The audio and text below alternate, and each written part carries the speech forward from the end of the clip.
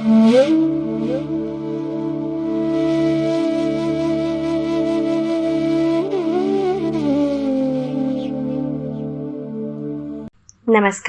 किताबें बहुत सी में आप सभी का बहुत बहुत स्वागत है। आज आपके लिए लेकर आई हूँ आस्था के आयाम, मालती जोशी जी की प्रतिनिधि कहानियों में से एक बेहतरीन कहानी। आइए कहानी शुरू करते हैं। गैस पर चाय चढ़ाते हुए सोच रही थी कि आज मेरे लक्ष्मण जी को भैया भाभी की याद कैसे आ गई। नहीं तो 6-6 महीने इधर का रुख नहीं करते, हारी बीमारी में बुलाते भी हैं तो 100 एहसान जताकर आते हैं। आज अचानक क्या हो गया? तभी विभा भीतर आई। जिज्जी, क्या हो रहा है? जिज्जी, अब तुम कितने दिन तक चूल्हे में खटती रहोगी? जल्दी से एक बहू ले आओ। तुम्हारे बेटे को कोई पसंद आए तो क्या अभी तक कहीं बात पक्की नहीं हुई है? उसने आंखें सिकोड़ कर पूछा। बात पक्की होती तो तुम्हें पता नहीं चलता? वह सोच में पड़ गई। मैं जानती थी अपनी उत्सुकता को वह अधिक समय तक दबा नहीं पाएगी। बोल ही पड़ी। मैंने तो सुना था कि शंकर बाग वाले प्रसाद जी के यहाँ आपने हाँ कर दी है। हाँ, मैंने उदासीन भाव से कहा। धीरू को वह लड़की ठीक लगी है। बस, तो बात पक्की ही हुई जिज्जी। लड़की की पसंद ही तो आपकी आखिरी शर्त थी। दान दहेज तो आपको कुछ लेना नहीं है। इस विषय को वहीं समाप्त करने के लिए मैंने उसे चाय की ट्रे पकड़ाई और कहा, चल बाहर चल, मैं नाश्ते की प्लेटें लेकर आती हूँ। बाहर आकर पता चला इस विषय को मैं समाप्त करना चाह रही थी, पर बाहर बैठक में भी वही चल रहा है। मुझे देखते ही श्रीमान जी बोले, ये नरेश देखो क्या कह रहा है। भाभी, इतने अच्छे अच्छे रिश्ते आ रहे थे, आपको यही हाँ करनी थी। हमारी ही हाँ करने की बात होती भैया तो हम साल भर पहले धीरेन्द्र की शादी कर चुके होते। बात तो उसकी हाँ पर अटकी थी। उसने हाँ कर दी? अरे उसे क्या अकल है भाभी, वह तो बच्चा है बच्चा। लड़की देखने से पहले आपको सब अता पता कर लेना चाहिए था। बताइए, लड़की के पिता के बारे में आप क्या जानते हैं? वो शायद यूपी में कहीं फॉरेस्ट डिपार्टमेंट में है। प्रसाद जी ने तो यही बताया था। ये बोले, आपसे कभी मुलाकात हुई? हो जाएगी, अभी तो बात शुरू ही हुई है। नहीं होगी भाभी, मुलाकात नहीं होगी, क्योंकि पिछले 10-12 साल से उनके संबंध टूट चुके हैं। ओह, यह उनकी आपस की बात है, फिर हमें क्या करना? कमाल करती हो, ये चिल्लाए। करना कैसे नहीं है, अगर वो जिंदा ही नहीं होते तो और बात थी, पर अगर वो हैं तो उनसे हमें सरोकार है। चाहिए तो यह था कि प्रसाद जी पहले ही सारी बातें खुलकर कह देते। वो क्या पागल हैं भैया, पहले उन्होंने आपको इम्प्रेस किया, फिर लड़के को बस में किया, अब धीरे से अपनी बात कह देंगे और ऐसे वक्त कहेंगे जब आप कुछ नहीं कर पाएंगे। अरे इतना बेवकूफ मैं नहीं हूँ, इन्होंने झल्ला कर कहा। आग लगाकर वे दोनों तो अपनी राह चले गए, हम दोनों बैठकर अपने में उफनते रहे। मुझे उन लोगों पर इतना गुस्सा आ रहा था, बस यही कहने के लिए इतनी दूर आए थे। सच तो यह है कि विभा जल गई होगी, अपने रूप पर बड़ा नाज था ना उसे। उससे बढ़कर कोई इस घर में आ जाए, वह कैसे बर्दाश्त कर पाती। पर ये मुझी पर बिगड़ रहे थे। पागलों की सी बातें मत किया करो। क्या सिर्फ इसलिए इतना सारा पेट्रोल फूंक कर वो यहाँ आए थे? वे हमारे दुश्मन हैं? नरेश सच कह रहा था, वह वाकई प्रसाद जी की चाल थी। वे पहले हमें इतना अभिभूत कर देना चाहते हैं कि हम उनके बहनोई के बारे में भूल ही जाएं। वैसे यह बात बिल्कुल झूठ भी नहीं थी। हम लोग सचमुच लड़की के मामा से रौब खा गए थे। वे 10 बार गाड़ी लेकर हमारे दरवाजे पर आए थे। अच्छा हुआ जो लड़की देखने भी हम उन्हीं की गाड़ी में गए। अगर हम स्कूटर पर जाते तो शर्म ही आ जाती। उनका बंगला, उनकी शानो शौकत देखकर तो एक हीन भागना, एक हीन बोध ही जाग रहा था। पर मन को यही तसल्ली दी थी कि लड़की अपनी बेटी नहीं है उनकी, वह उनकी भांजी है और उसकी माँ भी कॉलेज की लेक्चरर पर है। उसके पिता की बात तो उस समय मन में ही नहीं आई। लड़की को देखने के बाद तो मन के सारे विकल्प खुल गए थे। डॉक्टर लड़की की चाह में आधे रिश्ते तो वैसे ही निरस्त हो जाते थे। जो बचते थे उनमें मनचाही लड़की मिलना बहुत मुश्किल हो रहा था। पर कौमुदी को देखा तो हम भी ठगी से ही रह गए। धीरेन्द्र अगर मोहित ना होता तो आश्चर्य ही था। मैंने तो सपने बुनना भी शुरू कर दिया था, पर नरेश और विभा ने आकर सब कुछ गुड़ गोबर कर दिया। वैसे तो शायद ये बात को इतना तूल भी न देते, पर उन्हें शिकायत थी तो यही कि उनके साथ धोखा हुआ है। जैसा कि मुझे डर था, धीरू तो सारी बात सुनते ही उबल पड़ा। मम्मी, हमें शादी लड़की से करनी है या उसके बाप से? आप लोग तो बस बात का बतंगड़ बना देते हैं। देखो बेटा, शादी में तो सब कुछ देखा जाता है। माँ बाप, भाई बहन, यहाँ तक कि नैनीहाल तक की खोज खबर ली जाती है। और तुम्हारे चाचा कह रहे थे, अरे वो कौन होते हैं बीच में बोलने वाले? अरे वे तुम्हारे सगे चाचा हैं। इन्होंने एक एक शब्द पर जोर देते हुए कहा। ठीक है पापा, पर आज तक चाचा जी ने तलाक का नाम नहीं सुना था क्या? क्या तलाकशुदा माँ बाप बच्चों की शादियां नहीं होती? होती होंगी, पर क्या उस पुण्य कार्य के लिए हम ही रह गए हैं? देखो बेटा, जरा ठंडे दिमाग से काम लो। तलाक शब्द चाहे जितना जाना पहचाना हो, पर यह केवल एक शब्द नहीं है। एक प्रक्रिया है, एक स्थिति है जो अभी उतनी आम नहीं है। इसके साथ 100 प्रश्न जुड़े हुए होते हैं। अरे तलाक क्यों हुआ, किसकी गलती से हुआ, इसका बच्चों पर क्या प्रभाव पड़ा, उनका मानसिक संतुलन कैसा रहा, आर्थिक स्थिति पर क्या दबाव पड़ा, वगैरह वगैरह। अरे कल को शादी के मंडप में पिता नहीं होंगे तो ये सारी बातें उठेंगी नहीं क्या? लोग तरह तरह के सवाल करेंगे। हम तो किसी तरह निपट भी लेंगे, पर तुम दोस्तों के सामने आंख नहीं उठा पाओगे। शादी व्यक्तिगत होते हुए भी एक सामाजिक घटना है बेटा। तुम्हें इसमें जल्दीबाजी नहीं करनी चाहिए। इसमें तुम ना समाज को नजरअंदाज कर सकते हो और ना परिवार को। पापा के लंबे चौड़े भाषण से धीरू सहम गया। बड़े ही दयनीय स्वर में उसने पूछा, तो इसका मतलब है इतनी सी बात के लिए आप ये रिश्ता नकार देंगे? अरे यह इतनी सी बात नहीं है बेटे। बेचारा लड़का, उसका इतना सा मुंह निकल आया। तभी मेरे दिमाग में एक बिजली सी कौंधी। मैंने कहा, सुनिए, एक काम करते हैं, उनसे कहेंगे कि आपके जो भी झगड़े हों घर में रहने दें, बस शादी भर के लिए उन्हें बुला लें, सबका मुंह बंद हो जाएगा। कहने भर से वे आ जाएंगे? क्यों नहीं आएंगे? बेटी की शादी देखने का चाव तो हर बाप को होता है। तुम भी बस एक ही हो। अरे हिंदी पिक्चर देख देख कर तुम्हारा दिमाग खराब हो गया है क्या? अब इस बात का कोई क्या जवाब दे?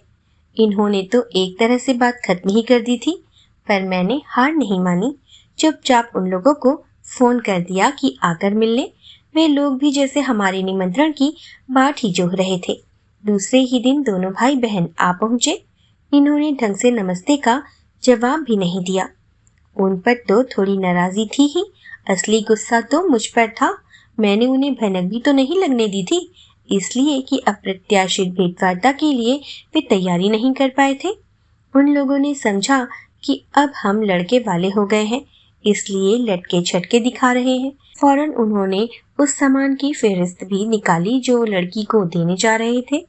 फिर उन्होंने जनवासे की बुकिंग के बारे में बताया, रिसेप्शन का मीनू पढ़कर सुनाया। फिर बताया कि बारात के लिए 4 घोड़ों की शानदार बग्गी वे तय कर आए हैं।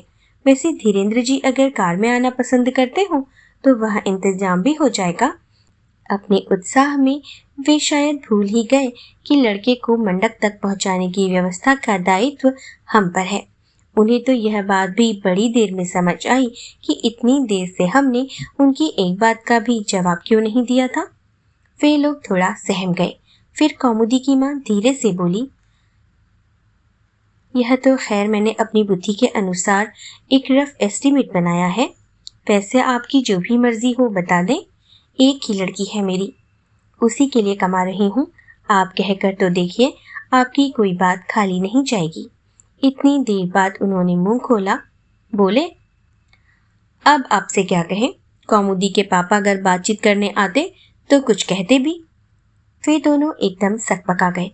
फिर मामा जी बड़ी गंभीर मुद्रा में बोले, हमने शायद आपको बताया नहीं, सुमन और Kumar they are legally separated long back. तो क्या बेटी की शादी में भी नहीं आएंगे? सवाल ही नहीं पैदा होता। तो फिर कन्यादान कौन करेगा? भैया करेंगे, कौमुदी की माँ तपाक से बोली। आज तक उन्होंने ही तो सब कुछ किया है, कन्यादान का अधिकार भी उन्हीं का है। कुछ पल शांति छा गई। मैंने उनकी ओर देखा, वहां अस्वीकृति साफ साफ झलक रही थी। फिर मैंने कमान संभाली। देखो बहन, जैसे आपकी एक लड़की है, मेरा भी एक ही लड़का है। लड़कियों की शादी से फारिग हो चुकी हूँ। अब घर में जो कुछ है इसी का है, इसलिए आप अपनी लड़की को अपनी मर्जी से जो कुछ देना चाहें दे दें। हमें किसी चीज की जरूरत नहीं। हमारी बस एक ही इच्छा है, इसे चाहे हमारी मांग ही कह लीजिए या शर्त। हम यह चाहते हैं कि लड़की के पिता शादी में जरूर आए, नाते रिश्तेदारों को उंगली उठाने का मौका न मिले। यह आपकी बेटी के हक में भी अच्छा होगा। घर की बात घर में ही रह जाएगी। वे कुछ कहने को हुई तो मामा जी ने उन्हें रोक दिया और बोले, बस इतनी सी बात है ना, हम लोग जरूर कोशिश करेंगे, आप इत्मीनान रखिए। यह आश्वासन उन्होंने इतनी फुर्ती से दिया कि उसकी विश्वसनीयता ही समाप्त हो गई।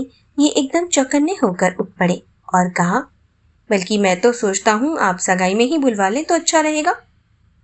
शादी में तो बस भागम भाग मची रहती है, परिचय हो नहीं पाता, फॉर्मेलिटी होती है। इस बार भी उन्होंने कहा, जी हम कोशिश करेंगे, पर उत्तर में वह तत्परता नहीं थी। इस भेंट वार्ता से सुपुत्र को अवगत कराना मैंने जरूरी नहीं समझा, सो इसे गुप्त ही रखा।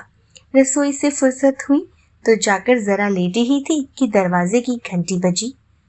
हे भगवान, कहीं पड़ोस की गुप्ताइन ना आ गई हो। उन्हें तो समय असमय का ध्यान ही नहीं रहता। धीरू खाना खाने आता है तो उन्हें देखकर ही उसकी भूख गायब हो जाती है। दरवाजा खोला तो चकित रह गई। एक क्षण भर तो पहचान ही नहीं पाई। इससे पहले एक दो बार जब भी उसे देखा, साड़ी में दबी ढकी ही देखा। सलवार सूट और खुले बालों में वह एकदम अलग सी ही लग रही थी। आओ, मैंने उसे भीतर लेते हुए कहा। कॉलेज से आ रही हो? जी नहीं, हॉस्पिटल से। मेरी इंटर्नशिप चल रही है ना? अरे हाँ, मैं तो भूल ही गई थी। सच तो यह था कि मैं अंदाजा लगा रही थी कि वो अचानक क्यों आई है। ईमानदारी की बात तो यह है कि उसका इस तरह से आना अच्छा भी नहीं लगा। शायद धीरू ने बुलाया हो, पर बुलाने से पहले मुझसे पूछना तो था। बता ही देता तो जरा घर ठीक ठाक करके रखती, खुद भी जरा ढंग की साड़ी पहन लेती। यह लड़की भी तो ऐसी सिलबिल्ली सी चली आई है। कुछ समझ में नहीं आया तो मैंने क्लिनिक में फोन लगा दिया। धीरू, कौमुदी आई है क्या? उसके स्वर में आश्चर्य था। तू घर आ रहा है ना? Don't worry mom, just coming. उसने मेरे स्वर की व्यग्रता को पकड़ लिया। समझ गया होगा कि मम्मी के हाथ पांव फूल गए होंगे। फोन रखकर मैं पानी लेने चली गई। पानी देने के बाद पूछा, चाय पियोगी? नहीं आंटी, अब घर जाकर ही खाना खाऊंगी। तो यही खा लो ना, सब तैयार है, बस खाने वालों का ही इंतजार है।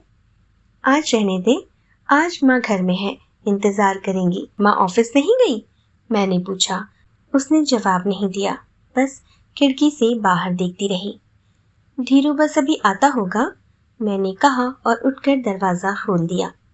जैसे वह आ ही गया हो। दरअसल मैं अपना असमंजस छुपाने का प्रयास कर रही थी। आप बैठिए आंटी, उसने कहा तो मुझे आकर बैठना ही पड़ा। शरबत लोगी? आप परेशान ना हो, मैं कुछ नहीं लूंगी, बस आपके 5 मिनट लूंगी। आपके नाहक धीरेन्द्र जी को फोन कर दिया है। मैं दरअसल आपसे ही मिलने आई थी। मुझसे? हाँ, और माँ से छिपकर आई हूँ। आपकी शर्त के बारे में सुना था। वर पक्ष तो अपनी शर्तें मनवा ही लेता है। आपकी शर्त भी मान ली गई है। कल ही मामा रिजर्वेशन करा आए हैं। आज रात को माँ उनके साथ गोरखपुर जा रही हैं। माँ के मन में क्या है मैं नहीं जानती, पर मामा का कहना है कि इतनी सी बात के लिए इतना अच्छा रिश्ता छोड़ देना ठीक नहीं है। पर आंटी जी, यह इतनी सी बात नहीं है और इसलिए आपकी शर्त मुझे मंजूर नहीं। मैं सन्न रह गई। आप तो सारा इतिहास नहीं जानती, आप तो केवल लोकाचार जानती हैं, है ना? आप तो यह मानती हैं ना कि बेटी के बाप का शादी में होना बहुत जरूरी होता है, लेकिन आपको यह कहाँ मालूम है कि इसी बाप ने हम दोनों माँ बेटी को आधी रात घर से बाहर निकाल दिया था। वह रात हमने पड़ोसियों के यहाँ बिताई थी। उन्हीं लोगों ने टिकट का बंदोबस्त करके हमें गाड़ी पर चढ़ाया था। नशे में धुत पिता की वही तस्वीरें मेरी स्मृति में है और उस तस्वीर में मेरी रत्ती भर भी आस्था नहीं। घर से क्यों निकाल दिया था? मैंने बड़े संकोच के साथ पूछ लिया। आप तो जानती हैं, दौलत के साथ 100 ऐब जुड़ जाते हैं। माँ बेचारी चुपचाप सब कुछ सहन करती रही। सहन करना तो हमें घुट्टी में ही पिलाया जाता है ना? लेकिन जब यह रास लीला घर में शुरू हो गई तो माँ के लिए सब्र करना कठिन हो गया था। माँ ने पापा को फटकारा भी था कि मेरा ना सही अपनी बेटी का तो ख्याल रखो। वह भी अब समझने बूझने लगी है। बस माँ की इसी गुस्ताखी पर उसे देश निकाला दे दिया गया। पिछले 14 वर्षों से माँ यह वनवास भोग रही हैं। अच्छे बुरे सभी तरह के दिन हमने साथ काटे हैं, पर माँ ने पापा के आगे कभी हाथ नहीं फैलाया और ना उन्होंने कभी हमारी खोज खबर ही ली। आज पहली बार माँ उनके दरवाजे पर जा रही हैं। इसके बावजूद वे आएंगे या नहीं आएंगे मैं ये नहीं जानती, पर उनका अहंकार जरूर तुष्ट होगा। जिस आत्मसम्मान के साथ माँ इतने दिनों तक तनकर खड़ी रही थी वह टूट जाएगा। इसके बाद जिएंगी कैसे मुझे नहीं पता। मैं अपने स्वार्थ के लिए उन्हें अपमानित नहीं कर सकती। जिस दिलेरी से उन्होंने मुझे पाला है उसकी आप कल्पना भी नहीं कर सकती, इसलिए दाद भी नहीं दे पाएंगी। पर मैं तो उसकी उपेक्षा भी नहीं कर सकती ना। मैं चुप थी। क्या बोलती? अच्छा आंटी, वह उठ खड़ी हुई। बस यही कहने आई थी कि अगर माँ मेरे अभिभावक के रूप में आपको ग्राह्य नहीं है तो मुझे यह रिश्ता मंजूर नहीं है। शादी को लेकर वैसे भी मन में कोई सुंदर कल्पना नहीं है, पर इस कीमत में तो वह बहुत ही महंगी है। इसके साथ मैं भी दरवाजे की ओर मुड़ी तो देखा वहाँ पता नहीं कब से धीरू खड़ा है। कौमुदी ने उसकी तरफ देखा भी नहीं और दनादन सीढ़ियां उतर गई। वह ठगा सा अभिभूत सा उसे देखता ही रह गया। धीरू, मैंने हौले से उसका कंधा छूकर कहा। सोच लो बेटे, इतना तेज तुम सह सकोगे? इतना दर्प तुम झेल लोगे? कह नहीं सकता मम्मी, वह गंभीर स्वर में बोला। बस इतना जानता हूँ कि एक गैर जिम्मेदार आदमी की गलतियों की सजा इस स्वाभिमानी लड़की को भुगतनी पड़ी तो अपने आप को कभी माफ नहीं कर पाऊंगा। तो आप सुन रहे थे आस्था के आयाम। आशा करती हूँ आपको यह कहानी पसंद आई होगी। अगली कहानी में फिर आपसे मिलूंगी। तब तक के लिए मुझे विदा दें।